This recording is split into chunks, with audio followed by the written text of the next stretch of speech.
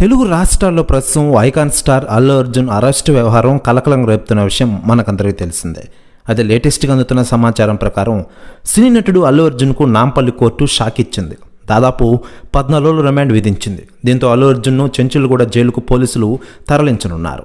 December 4 తేదీన Pushpa 2 premiere show సందర్భంగా హైదరాబాద్లోని సంధ్యా థియేటర్కు అల్లు అర్జున్ రావడంతో అక్కడ ఒక్కసారిగా తొక్కిసలాట జరిగింది. ఈ ఘటనలో రేవతి అనే మహిళ మృతి చెందగా ఆమె కుమారుడు శ్రీ తేజ తీవ్రంగా గాయపడ్డారు. మృతురాలి కుటుంబ సభ్యుల ఫిర్యాదు మేరకు పోలీసులు కేసు నమోదు చేశారు.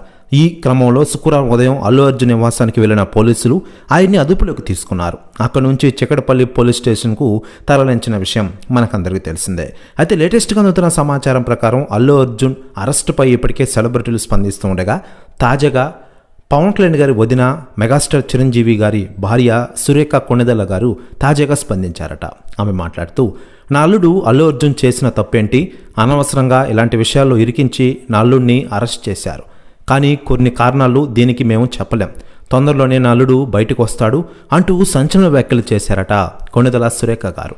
ప్రస్తుతం న్యూస్ కూడా తెగ వైరల్ అవుతోంది తెలుగు ఇండస్ట్రీలో.